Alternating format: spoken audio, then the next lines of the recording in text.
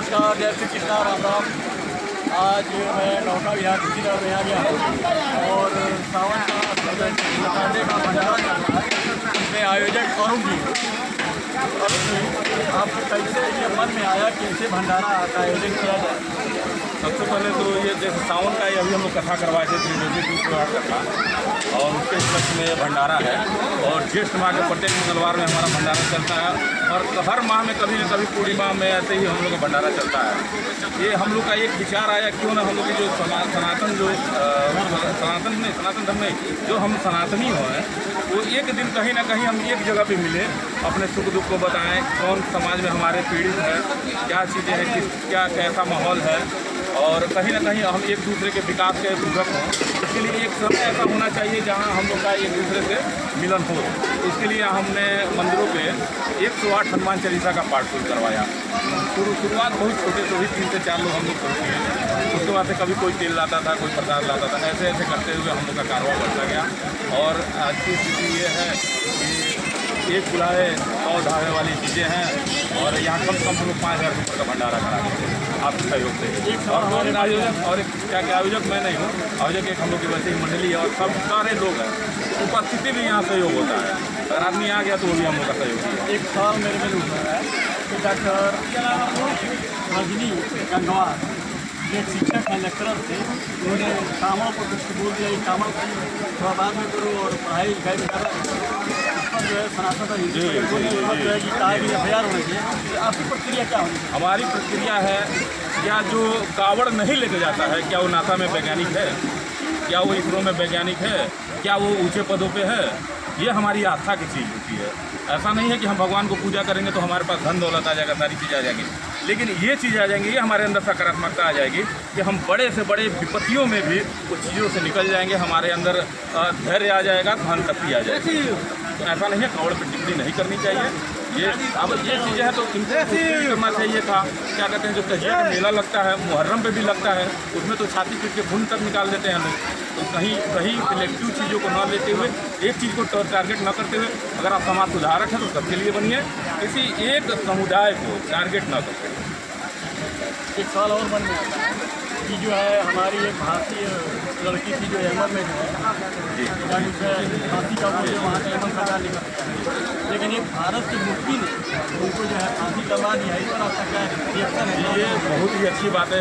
आप सुनेंगे, इसके पहले भी कुवैत में हमारे 8-9 सेना अधिकारियों को हुआ था, और कहीं ना कहीं हम लोग की जन भावनाओं से हमारे प्रधानमंत्री, हमारे राष्ट्रपति जी ने किया कि वो भी लोग 8 लोग मृत्युदंड होने के बाद भी देश में वापस आ पाए। यहाँ भी मुफ्ती जी एक देश प्रेमी व्यक्ति हैं, और पूरा देश उनको सलाम करता है, प्रणाम करता है, और हम चाहते हैं कि ऐसे ही यही शिक्षा और यही देशभक्ति जज्बा सारे लोगों में रहे, हर एक बिना धर्म संप्रदाय देखे हुए करे। भारतीय ओनली फॉर हिंदुस्तान नहीं, हिंदुस्तानी सब आप हैं। जब आप हिंदुस्तानी को फॉलो कर रहे हैं, किसी चीज़ का विरोध नहीं कर रहे हैं, विविधता में एकता की बात कितनी हम जी जी, और हम लोग नॉर्थ इंडियन है, वही है हिंदुस्तान।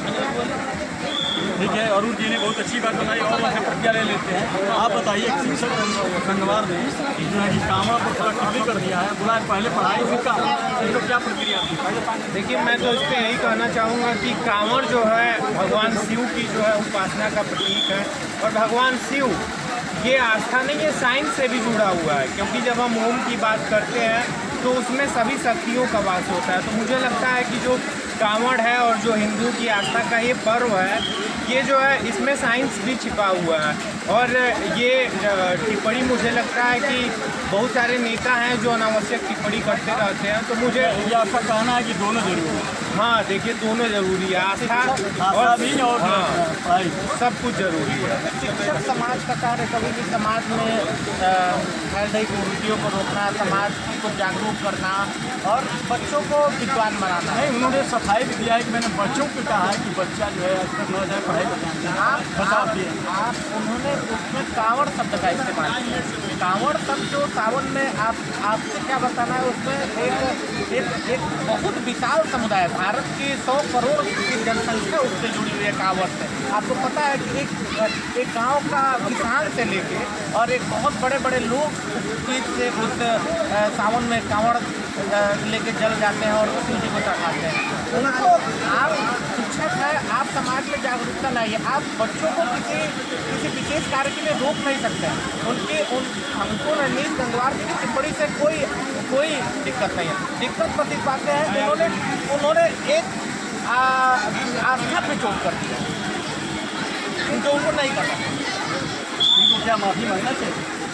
बिल्कुल एक भारत एक मैंने आपसे अभी कहा कि 140 करोड़ की आबादी में 100 करोड़ की आबादी उन्होंने आस्था से जुड़े हुए सचिन है उठा, तो उनको माफी मांग उन्होंने सफाई भी दिया है कि मैंने बच्चों के लिए ऐसी शब्द कहा है।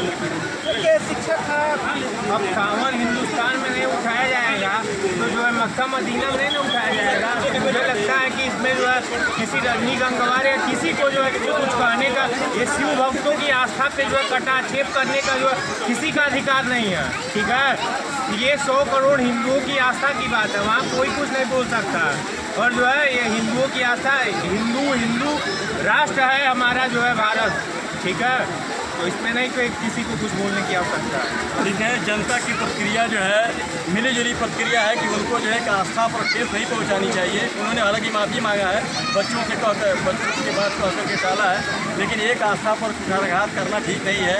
और जो है कि एक आस्था का सवाल है, 120 करोड़ हिंदुओं से जुड़ा हुआ है, तो इस पर जो है प्रतिक्रिया जनता की मिली जुली प्रतिक्रिया है कि आस्था पर जो है सवाल नहीं करना चाहिए। जय हिंद, जय भारत।